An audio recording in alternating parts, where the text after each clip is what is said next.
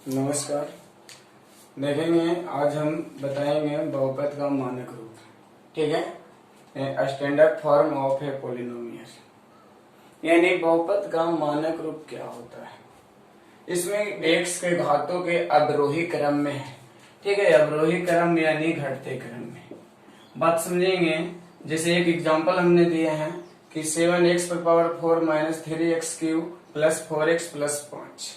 ठीक है, अब यह जो है ना घातों के घटते क्रम में है। जैसे हम इस प्रकार से कह रहे हैं कि यहाँ जो चर आपका x है, x का घात घटते क्रम में है, x का घात घटते क्रम में है। जैसे देखें कि इस पर x पर घात यहाँ देखिए 4 है, उसके बाद यहाँ देखिए घात 3 है, उसके बाद यहाँ घात देखिए 1 है ना, उसके बाद यहाँ घात देखिए 0 है।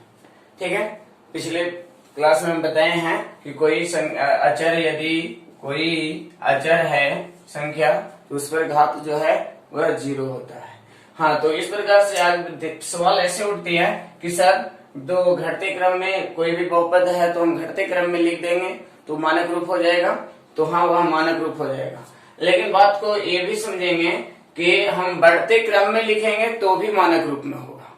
ठीक है, यदि आगे देखेंगे कि जैसे हम इसी क्वेश्चन में ध्यान देंगे, अगर हम इसको इस प्रकार से लिख दिए कि बहुपद आपका 5 प्लस 4x प्लस 3x पर पावर क्यू है ना, 3 माइनस क्या है प्लस 7x पर पावर 4, यानी हम इसको यदि इस प्रकार से लिख दिए कि कोई x के टर्म में बहुपद दिया हुआ है तो 5 प्लस 4x माइनस 3x पर पावर 3 प्लस 7x पर पावर 4 है ना, तो यह भी जो है क्या हो गया है, यानी आप देखेंगे कि मानक रूप में कहा जाएगा।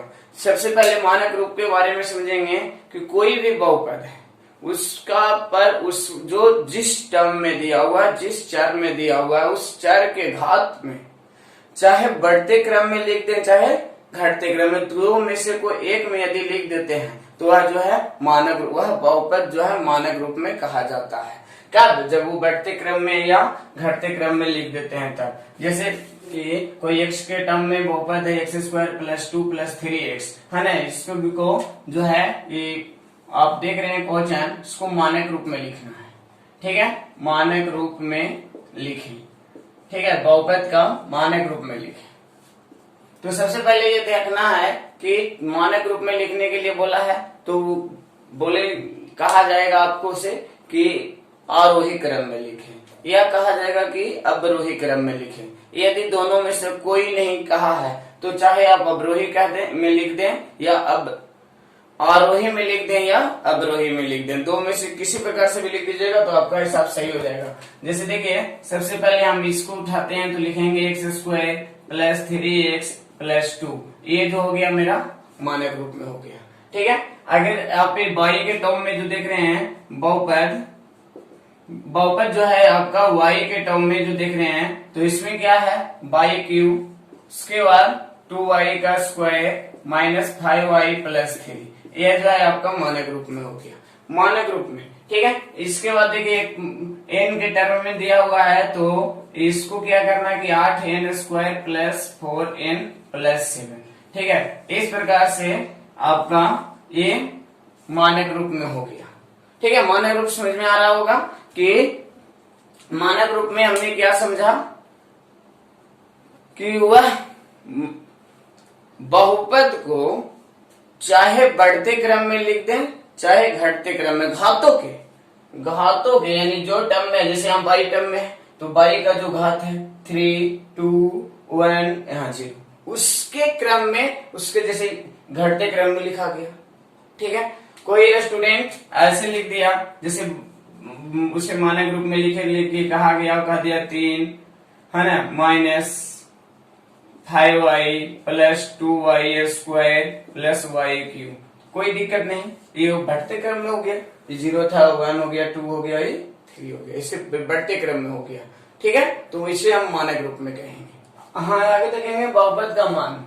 बहुपद का मान में ध्यान देना है, जैसे यहाँ पर दिया हुआ है बहुपद x के टर्म में दिया हुआ है कि 3x square minus 5x plus 2। ठीक है, इसके लिए क्या करते हैं कि हम लोग इसका मान निकालते हैं।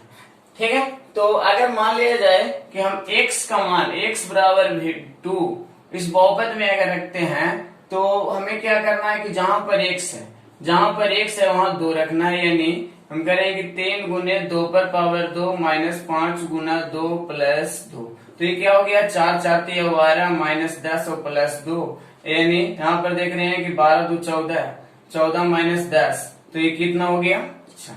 तो ये बहुपद का मान निकालता है 4 के लिए। x बराबर यदि हम 2 रख रहे हैं, x बराबर हम 2 रख रहे हैं, तो ये बहुपद का क्या हो गया मान आ गया 4। x बराबर यदि हम 2 रख रहे हैं तो बहुपद का मान 4 आएगा, कोई दिक्कत नहीं। अगर देखेंगे यहाँ पर एक बहुपद दिया हुआ है y के टर्म में, ठीक है, स्क्वायर माइनस 5y प्लस 4, इसमें क्या कर रहे हैं कि y बराबर यदि हम 4 रखते हैं, y बराबर हम 4 रखते हैं रखने पर, ठीक है, तो यानी जहां पर y है वहां पर 4 रखेंगे तो 4 का स्क्वायर माइनस 5 गुने 4 प्लस 4, यहाँ देख रहे हैं कि 4 चौको 16 माइनस 20 और प्लस 4, यहाँ पर देख रहे हैं कि 16 और 4 20 और 20 में से 20 जाएगा, यहाँ 0 आ गया, ठीक है, यानी हम कहेंगे कि y पर यदि 4, ये यहाँ देख रहे हैं क्या कि अगर हम 4 मान रख रहे हैं तो क्या हो रहा है कि यह 0 के बराबर हो जा रहा है। हाँ, आगे देखेंगे कि यहाँ पर यदि कोई बहुपद को यदि 4 के बराबर, यानी यहाँ पर 4 रख रहे हैं, y का मान यदि 4 रख रहे हैं तो बहुपद का मान जो है 0 हो जा रहा है ना। तो हम इस प्रकार से भी कहेंगे कि जो 4 है यानी y बराबर 4 जो है इस बहुपद का एक शून्यक है, और यहाँ पर देख रहे हैं कि y माइनस 4 जो है इस बहुपद का एक गुणनखंड होगा, y माइनस 4 जो है इस बहुपद का एक गुणनखंड होगा। हम चलेंगे आगे, देखेंगे बहुपद का शून्यक, जीरो और पॉलिनोमियल। जैसे देख रहे हैं कि एक बहुपद दिया हुआ है कि x square plus 7x plus 12, ठीक है, और भी आगे मान लिया जाए कि एक बहुपद इस प्रकार से दे दिया गया है कि x प्लस 3, ठीक है, तो शून्यक क्या होता है कि इस बहुपद को जो शून्य के बराबर करते, ठीक है ना, इस वह मान जो इस बहुपद को शून्य के बराबर करते। जैसे हम कहेंगे कि जैसे दिया हुआ है कि x प्लस 3 और इसको शून्य के बराबर कर दे, तो ये आगे क्या कर रहे हैं कि x बराबर जो होगा माइनस 3 होगा, तो ये माइनस 3 जो होगा इस बहुपद का शून्यक कहलाएगा। जैसे आगे देख रहे हैं कि यहाँ पर अभी जैसे हम मान रख रहे थे, तो ये माइनस 3 अगर मान रख देते हैं इस बहुपद में तो माइनस 3 और प्लस 3, तो ये आगे बढ़ के हो गया ये 0। यहाँ पर देख रहे हैं क्या हो गया, ये 0 हो गया, तो 0 हो गया ना, तो हम कहेंगे कि माइनस 3 जो है ना इस बहुपद का शून्यक है। कोई दिक्कत, शून्यक समझ में आ रहा है।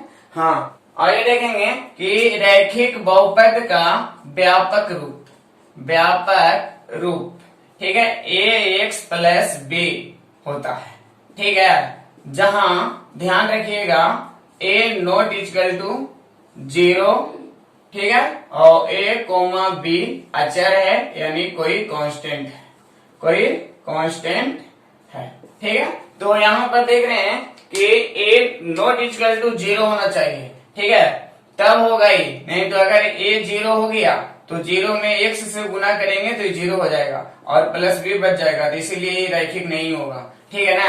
तो आप समझ रहे हैं कि यदि इस प्रकार से है तो इसका इस व्यापक रूप में देख रहे हैं कि व्यापक रूप का यदि हम शून्यक निकालते हैं ax प्लस b और इसको यदि हम शून्य के बराबर करते हैं तो आपको रिजल्ट क्या निकल के आ रहा है, जो देखेंगे कि ये x बराबर इधर प्लस है, इधर जाएगा तो माइनस, समझ में आ रहा है, और ये x बराबर हो जाएगा माइनस के b बटे a, यानी माइनस का अचर पद बटे में x का गुणांक, माइनस का अचर पद बटे में x का गुणांक, यानी हम कहेंगे कि रैखिक बहुपद का जो शून्यक आया वो माइनस का अचर पद बटे में x का गुणांक होगा। कोई दिक्कत नहीं ना।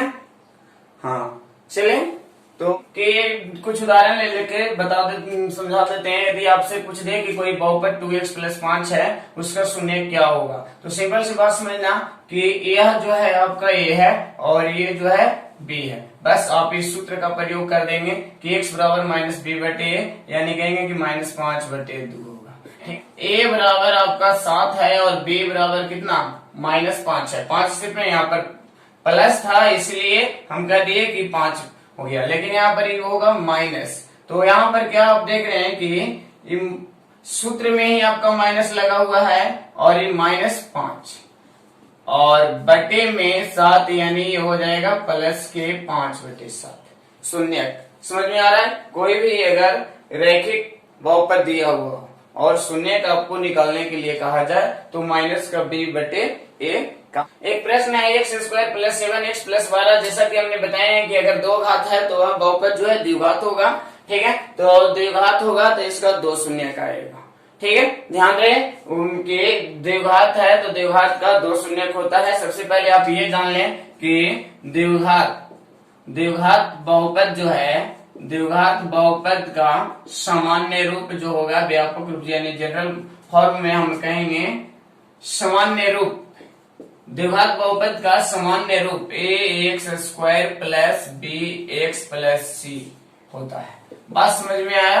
होता है। इसमें भी ध्यान देंगे कि जहां a ≠ 0 और a b c कांस्टेंट है यानी अचर है, कांस्टेंट है। ठीक है, यानी अचर है। ठीक है, अचर बने हम समझते हैं कोई संख्या है। ठीक है ना? तो आप इस प्रकार से यहाँ भी देख रहे हैं कि ये 0 नहीं होना चाहिए। अगर ये 0 हो जाएगा, यहाँ पर देखो ये अगर 0 हो जाएगा तो 0 में x से गुना होगा, ये 0 हो गया तो अभी क्या बच गया? खाली x bx + c बचेगा। तो इस प्रकार से आपको फिर रैखिक हो जाएगा, इसलिए a ≠ 0 नहीं होना चाहिए। हाँ, तो यहाँ पर देखें कि द्विघात बहुपद है। अब एक बात को और ध्यान रखिएगा, एक घात वाला था तो एक हल आ रहा था। ध्यान देंगे, इस बात को याद भी रखिएगा कि रैखिक बहुपद का जो है एक और केवल एक हल होगा, और द्विघात बहुपद है तो 2 हल होगा। 3 घात का बहुपद होगा तो 3 हल होगा। 4 घात का बहुपद रहेगा तो 4 हल होगा। जितना घात रहेगा उतना हल होगा। बस समझ में आ रहा है? तो आगे देख रहे हैं कि अब इसमें हम व्यापक रूप को देख लिए। कोई दिक्कत? इस व्यापक रूप से आगे इसकी बात करते हैं। अब इस प्रश्न पर आ जाते हैं कि आपका जो प्रश्न दिया हुआ है x² + 7x + 12। ठीक है, सबसे पहले हम इसको गुणनखंड करके देखते हैं। x², अब देखिए गुणनखंड में हम लोग क्या सीखे थे? गुणनखंड की बात बता रहे हैं। गुणनखंड में हम ये सीखे थे कि इस तरीके से तोड़ा जाए। यहाँ आगे देखिए, यहाँ 1 छिपा हुआ है। बात समझ में आया? यहाँ 1 छिपा हुआ है, यहाँ 12 है। तो क्या करते थे कि यहाँ और यानी आगे 1 है और 12 है, यानी 1 × 12, ये दोनों को ऐसा टर्म में तोड़ा जाए जो जिससे जोड़ने पर या घटाने पर बीच वाले आ जाए, है ना? तो यहाँ पर हम कह रहे हैं कि हम कहेंगे कि 4 × 3, 4 × 3 में तोड़ दें तो 4x + 3x हो जाएगा और +12। ठीक है, आगे हम देख रहे हैं कि x कॉमन कर दिए तो क्या हो गया कि x + 4 और यहां से +3 कॉमन करके x + 4। इसके आगे क्या देख रहे हैं कि x, अब देख x + 3 और x + 4, है ना? इसके और आगे अब बात है कि शून्य की बात है, इसलिए हम एक एक करके ले x + 3 = 0, ये हो जाएगा x + 4 = 0, है ना? शून्य निकालने पर तो यहां से आ रहा है x = -3 और इधर से आ रहा है x = -4। ठीक है, तो यहाँ देख रहे हैं कि इसका शून्यक -3 और -4 आया। तो हम अभी बता रहे थे कि द्विघात बहुपद में 2 शून्यक आएगा। अगर 2 घात है तो शून्य की को होगा, 2 को होगा, और इस प्रकार से अभी आपने देखा कि इसका कितने शून्यक आया? 2। हम देखेंगे कि एक पी वाई के टर्म में यानी y के टर्म में एक बहुपद दिया हुआ है y² - 4y - 21 और इधर लिखा हुआ है -3,7, यानी कह रहे हैं कि -3,7 जो है इस बहुपद का शून्यक है।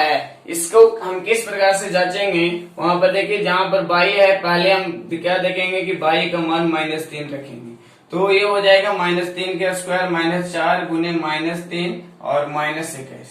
ठीक ठीक है, तो ये हो गया 3×3 9, और 2 बार यदि किसी भी संख्या पर ध्यान देंगे, इस बात को भी ध्यान देंगे, जैसे हम करें कि माइनस इस संख्या पर अगर 2 लगा हुआ है तो क्या होगा, -3 गुने -3, यानी ये प्लस का 9, यदि 2 बार रहता है तो प्लस होगा। ठीक है, यदि इस पर संख्या पर 3 पावर होता, ठीक है, तो -3 और गुने यहाँ पर देखेंगे -3 गुने -3, तो माइनस माइनस तो प्लस 9 होगा, और गुने में -3 तो प्लस माइनस यानी -27। बात को समझिएगा, 3 बार यदि होगा तो -27 ध्यान देंगे इस चीज के लिए, या जो मान हम रखकर बता रहे हैं सेसफल प्रमेय में भी काम आता था। हम लोग सेसफल प्रमेय में इसी प्रकार से सेसफल निकालते थे, यानी कर दिया जाता था हम लोगों को इस प्रकार से कि एक बहुपद इस प्रकार से दिया हुआ है और उसका एक गुणनखंड यानी बाई +3,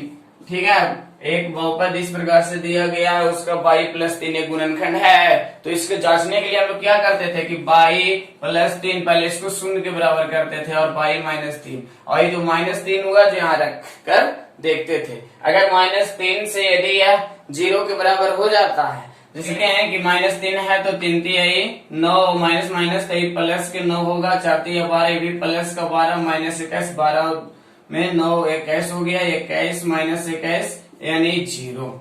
हम देखिए, अब देख रहे हैं कि -3 यदि हम रख रहे हैं तो ये 0 के बराबर हो रहा है ना, तो जब ये -3 रख रहे हैं तो 0 के बराबर हो रहा है, तो हम कहेंगे, क्या कहेंगे, ध्यान दो, क्या कहेंगे कि इस बहुपद में अगर हम बाई बराबर 3 रखते हैं, बाई बराबर -3 रखते हैं, तो ये 0 के बराबर होता है, तो हम कहेंगे कि बाई +3 जो है इस बहुपद का फैक्टर है, बाई +3 इस बहुपद का फैक्टर है।